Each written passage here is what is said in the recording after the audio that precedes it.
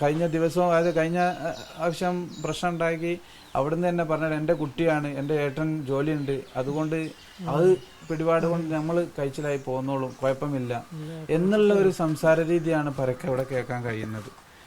അതുകൊണ്ട് അതൊന്നും നോക്കാതെ ഈ ഗവൺമെന്റിൽ ഉറച്ച വിശ്വാസവും നീതിപീഠത്തിലുള്ള ഉറച്ച വിശ്വാസവും കൊണ്ട് ഈ കുട്ടികളാണ്, അതുകൊണ്ട് ഇതിനി ആവർത്തിക്കാൻ പാടില്ല, മറ്റൊരു കുട്ടികളിലേക്ക് ഇതിന് പകരാൻ പാടില്ല. അതുകൊണ്ട് ഇതിന് കിട്ടേണ്ടതായ ഏറ്റവും വലിയ ശിക്ഷ വാങ്ങിക്കൊടുത്തിട്ട് അത് സമൂഹത്തിനൊരു പാഠമാവണം എന്നാണ്.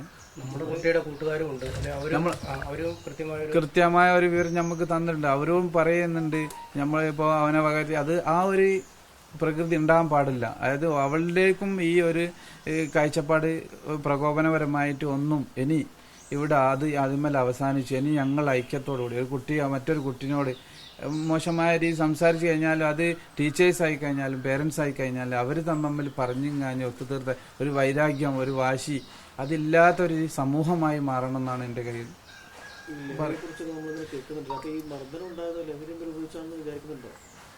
ഇവിടെ പൊതുവെ താമരശ്ശേരി എന്ന് പറയുന്ന സ്ഥലം ഒരു ഗുണ്ട ഒരു ഇതിലാണ് വരുന്നത്, കൊട്ടേഷൻ സംഘം, അതിലെ മക്കളുകളാണ് ഇത്. എന്തെങ്കിലും പ്രശ്നം ഉണ്ടായിക്കഴിഞ്ഞാൽ സംഘം ചേർന്ന് പോയി മർദ്ദിക്കുക, മറ്റൊരാളെ ഭയപ്പെടുത്തുക എന്നുള്ള സംസാര ശൈലിയാണ് ഇവിടെ പൊതുവെ നടക്കുന്നത്. ലഹരി കൊണ്ട് ഏറ്റവും കൂടുതൽ ഉപയോഗമുള്ള ഒരു ഏരിയ താമരശ്ശേരി.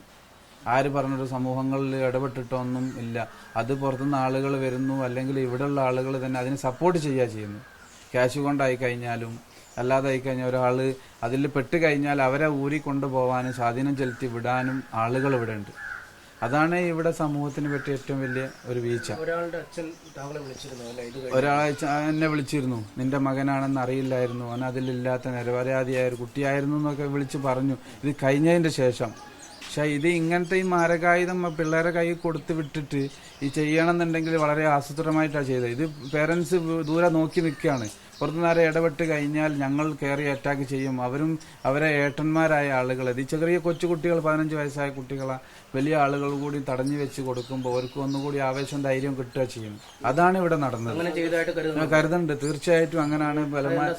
ഇവിടുന്ന് അവര് സാധാരണഗതിയിൽ സ്കൂൾ പിള്ളേർ തല്ലുകൂടി കഴിഞ്ഞാൽ അടി കിട്ടി കഴിഞ്ഞാൽ ഓടിക്കഴിച്ച്, അതല്ല, ഒരു വളഞ്ഞു വെച്ചിട്ട് ക്രൂരമായിട്ട് വിട്ടു പോകാൻ പാടില്ല, അപായപ്പെടുത്താം എന്നുള്ള കണ്ടീഷനിലാണ് ചെയ്തതെന്നാണ് എന്റെ ഉറച്ച വിശ്വാസം.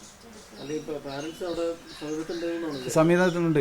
കണ്ട കാഴ്ചക്കാരായത് അവർക്കും പറയാൻ പേടിയുള്ളത് കൊണ്ട് ആരും പുറത്തു പറയുന്നില്ല. ഇവര് സംഘം ചേർന്ന് അവരെ പോയി ആക്രമിക്കുമോ എന്നുള്ളൊരു പേടിയുണ്ട്. അതായത് കൊട്ടേഷൻ സംഘത്തിൽപ്പെട്ട കുറച്ച് ആളുകൾ ഇതിന്റെ പിന്നിലുണ്ട്. മക്കളെ വളർത്തിക്കൊണ്ട് അവരും അതുപോലെ ആവട്ടെ എന്നുള്ളൊരു ഇതിലാണ് ഇവിടെ നടക്കുന്നത്. അതെ അതെ അതെ, ഇതാണ് ഇവൾക്ക് സപ്പോർട്ട് ഉണ്ടെങ്കിലേ എന്തിനും മുതിരും. എന്റെ മകന് ഞാൻ സപ്പോർട്ട് ചെയ്തു കഴിഞ്ഞാൽ അവന് അതിന് പോവും. അതല്ല ഞാൻ അവനെ ഉപദേശിച്ച് അല്ലെ അവനെ അടികിട്ടു എന്നുള്ള ഒരു പേടി വന്നാൽ അവൻ അതിന് പോവില്ല, അത് പിന്മാറുക ചെയ്യാം. അതല്ല, അവന് ഒരു ഉത്തേജനം കൊടുക്കുക ചെയ്യുന്നത്.